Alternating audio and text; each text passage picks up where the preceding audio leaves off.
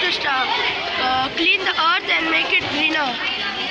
From the Rosary High School, we have to save earth, and this is the message: do not destroy greenery, don't spoil the scenery, save mother.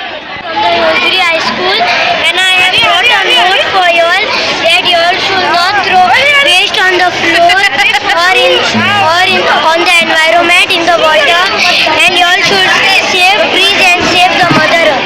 My name is Patricia Fernandez. I'm from the Rosary School. This is the message. It's time to save the earth. Do not let our future go up in smoke. Nitin Xavier Pereira, and I'm from Standard 8 from the Rosary High School.